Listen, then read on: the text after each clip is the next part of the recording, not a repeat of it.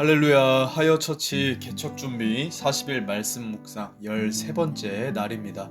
오늘 우리에게 주시는 하나님의 말씀 출애굽기 13장을 다 같이 읽도록 하겠습니다. 여호와께서 모세에게 일러 이르시되 이스라엘 자손 중에서 사람이나 짐승을 막론하고 태에서 처음 난 모든 것은 다 거룩히 구별하여 내게 돌리라. 이는 내 것이니라 하시니라. 모세가 백성에게 이르되 너희는 애굽 곧 종되었던 집에서 나온 그날을 기념하여 유교병을 먹지 말라. 여호와께서 그 손의 권능으로 너희를 그곳에서 인도해 내셨음이니라. 아비벌 이날에 너희가 나왔으니 여호와께서 너를 인도하여 가나안 사람과 헷 사람과 아모리 사람과 히위 사람과 여부스 사람의 땅 곧 내게 주시려고 내 조상들에게 맹세하신 바 젖과 꿀이 흐르는 땅에 이르게 하시거든. 너는 이달에 이 예식을 지켜 이래 동안 무교병을 먹고 일곱째 날에는 여호와께 절기를 지키라. 이래 동안에는 무교병을 먹고 유교병을 내게 보이지 아니하게 하며 내 땅에서 누룩을 내게 보이지 아니하게 하라.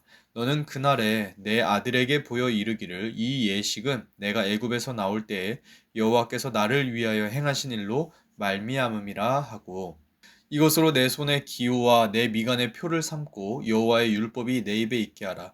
이는 여호와께서 강하신 손으로 너를 애굽에서 인도하여 내셨음이니 해마다 절기가 되면 이 규례를 지킬지니라. 여호와께서 너와 내 조상에게 맹세하신 대로 너를 가나안 사람의 땅에 인도하시고 그 땅을 내게 주시거든.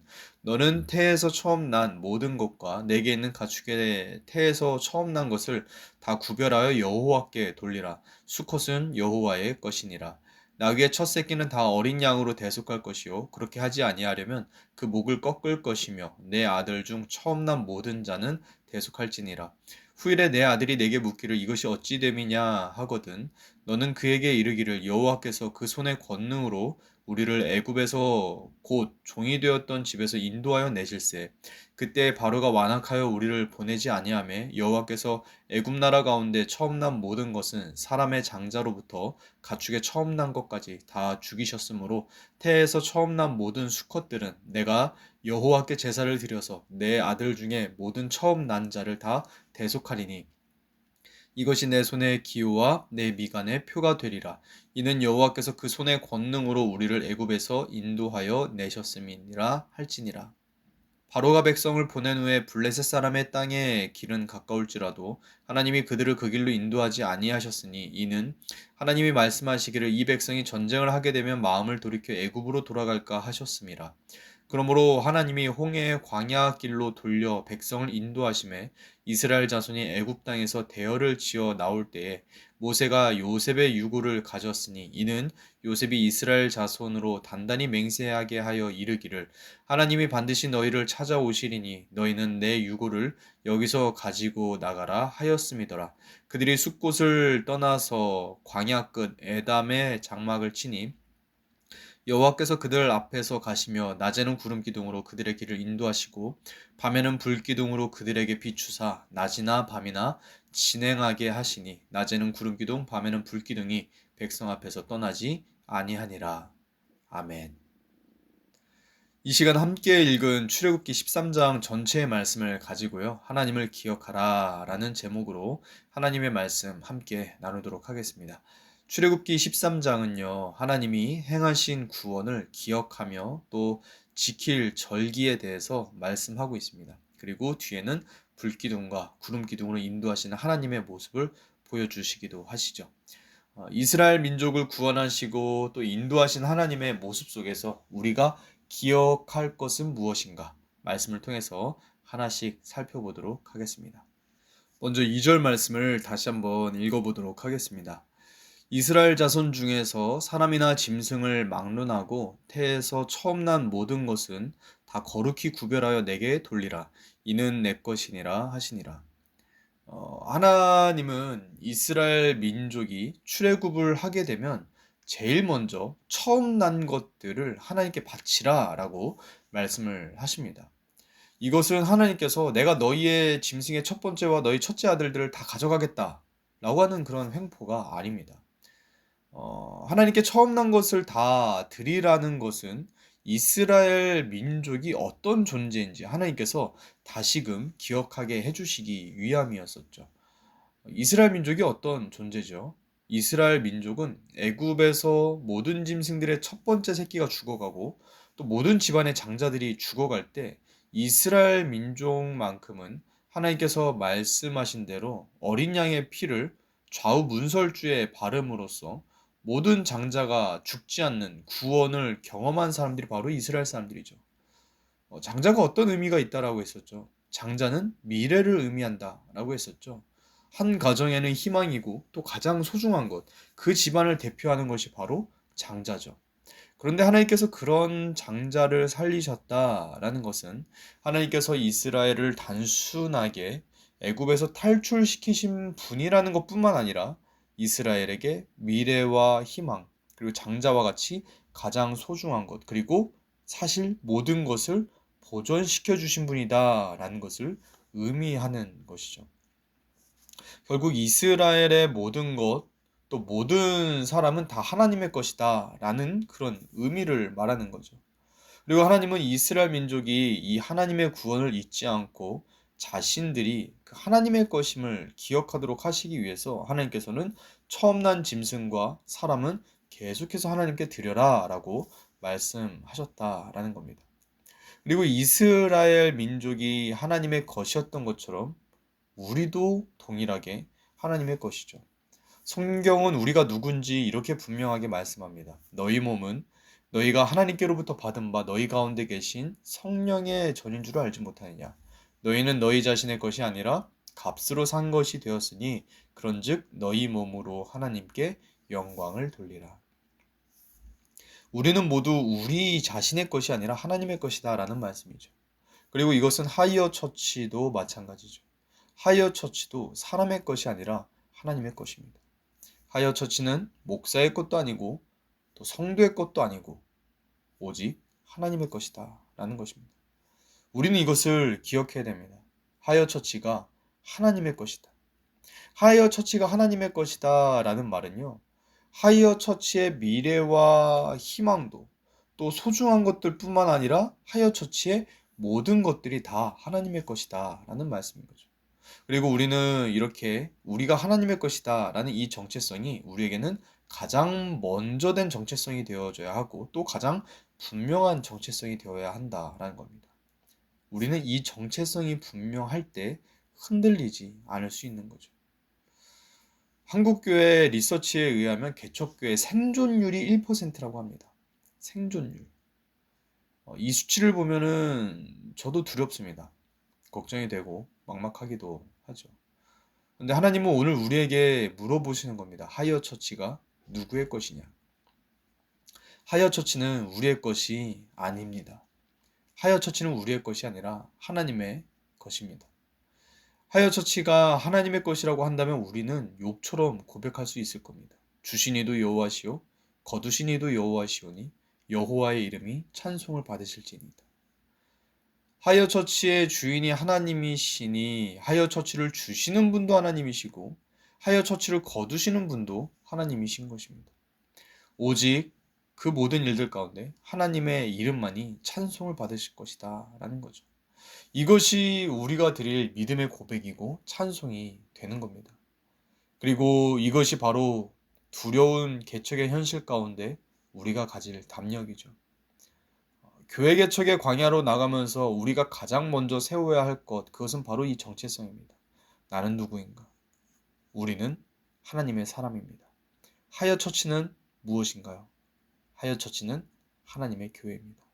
이 사실을 믿고 기억하면서 우리는 하나님의 소유다. 또 우리 하이어 처치는 하나님의 소유다 라고 하는 이 분명한 정체성 안에서 우리의 모든 미래와 우리 교회의 모든 소망을 하나님께 드리고 하나님이 인도하실 그 인도하심만을 믿고 바라보고 또 기쁨으로 감사함으로 하나님께서 인도하시는 그 길을 기대함으로 따라 나아갈 수 있는 저와 여러분들이 다 될 수 있기를 우리 예수님의 이름으로 축복합니다. 아멘. 이어서 우리는 이 믿음을 어떻게 유지할 것인가 10절 말씀을 통해서 같이 보도록 하겠습니다. 10절 읽어보겠습니다. 해마다 절기가 되면 이 규례를 지킬지니라.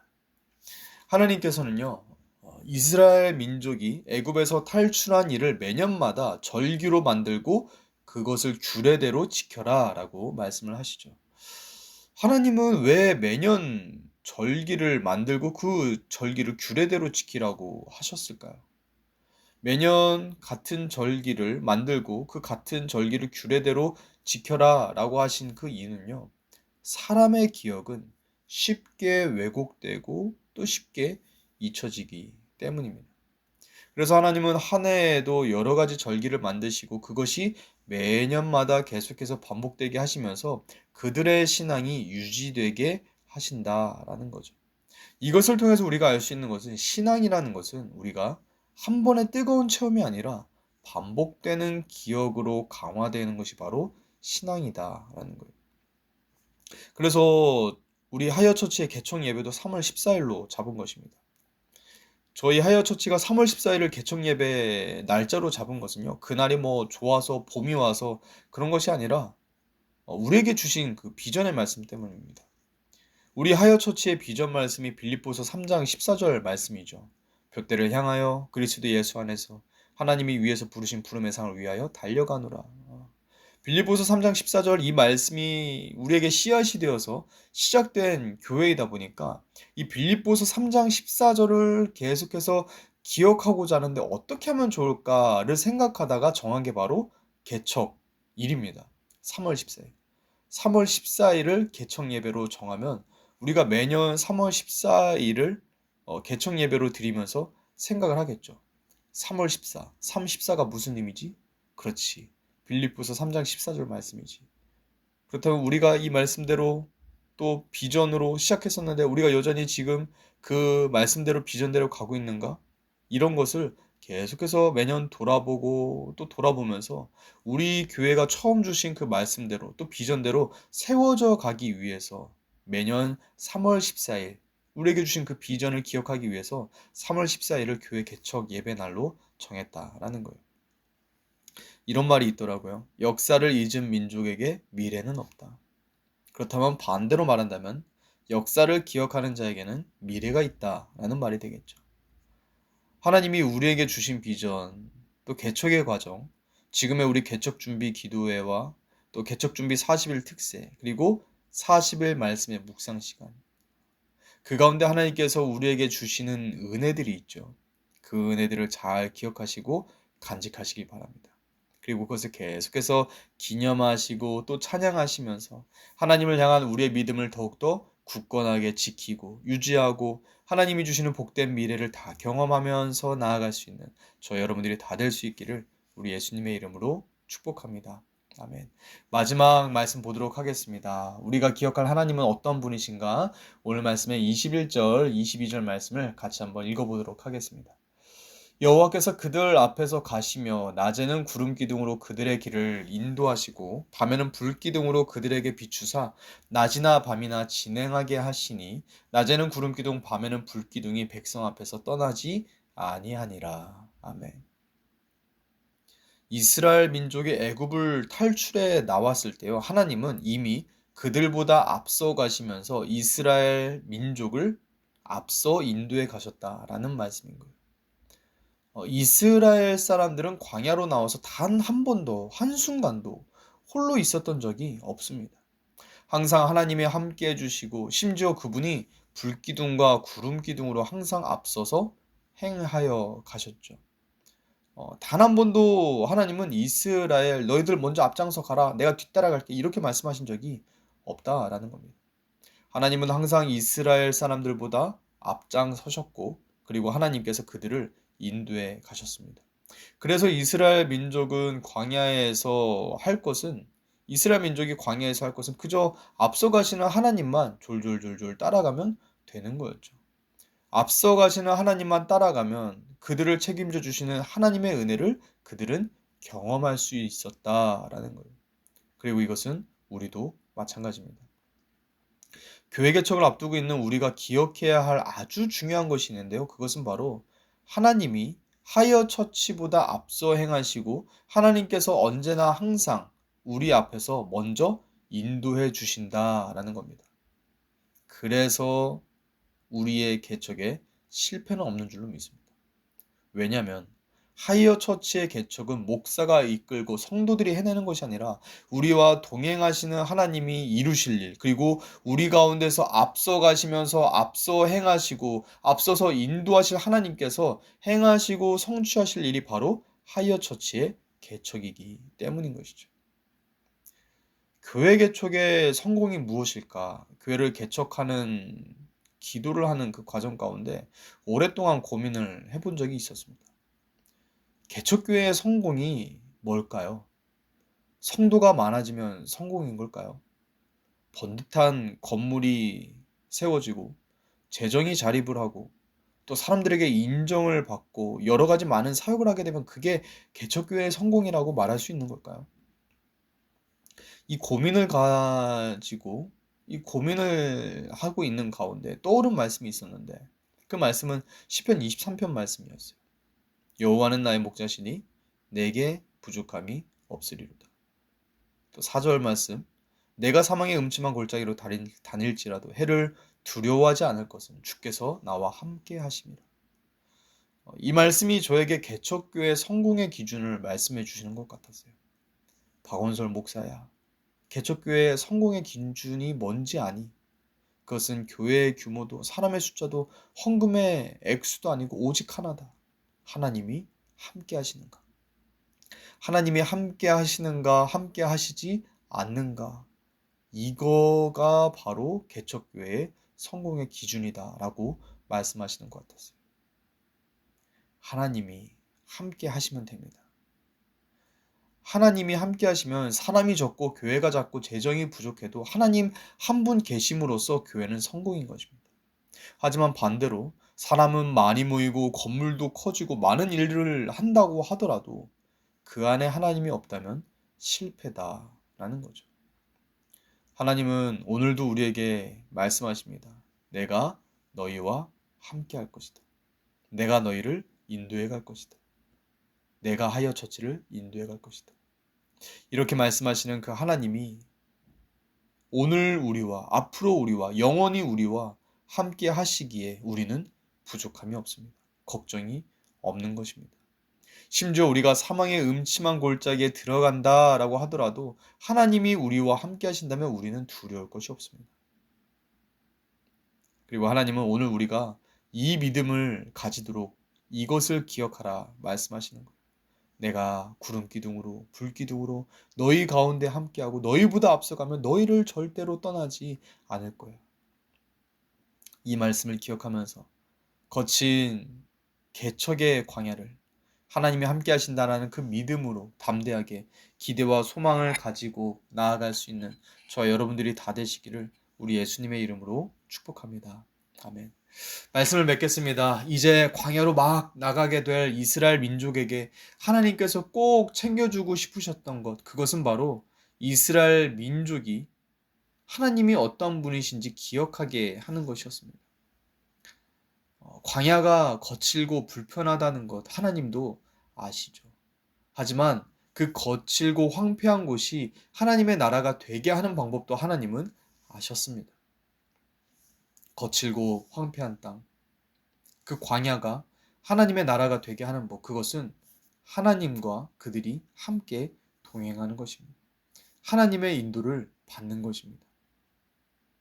하나님의 구원을 기억하면서 우리의 삶의 전부를 하나님께 맡겨드릴 때 하나님은 우리의 삶과 우리의 인생과 우리의 개척 과정 가운데 그 광야 같은 그 현장에서 우리의 발이 부르트지 않게 하시고 우리의 옷과 신발이 해지지 않는 은혜, 그렇게 하나님의 통치와 하나님의 다스림 안에서 참된 평안과 기쁨, 만족을 우리가 풍성하게 누리게 하실 줄로, 그렇게 하나님의 나라를, 하나님의 통치를, 하나님의 다스림을 경험하게 하실 줄로 믿습니다. 아멘. 제가 한번 기도하겠습니다. 살아계신 하나님, 오늘도 말씀을 통해 광야 앞에 선 우리에게 갈 길을 보여주시고 또 우리의 믿음을 든든하게 세워주심에 감사를 드립니다.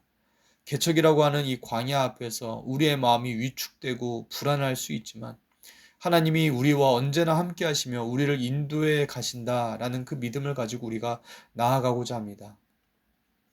하나님께서 이미 우리를 위해 이루신 그 구원을 우리가 늘 기억하게 하시고 기억하며 감사하는 삶 살아가게 하여 주시옵소서. 또한 하나님께서 앞으로 우리 가운데 이루실 그 구원을 생각하면서 믿음으로 담대하게 나아갈 수 있는 믿음이 우리 모두에게 있게 하여 주시옵소서. 주님이 주신 그 믿음으로 조금 느린 듯해도 기다릴 수 있게 하여 주시고, 이해되지 않아도 살아낼 수 있는 용기가 우리 모두에게 있게 하여 주시옵소서. 그렇게 믿음으로 매일매일 한 걸음 한 걸음 나아갈 때 하나님께서 우리를 가장 좋은 길로, 또 가장 완전한 길로 이끌어가 주실 것을 믿고 감사를 드리며, 살아계신 우리 주 예수 그리스도의 이름으로 간절히 기도 올리옵나이다. 아멘.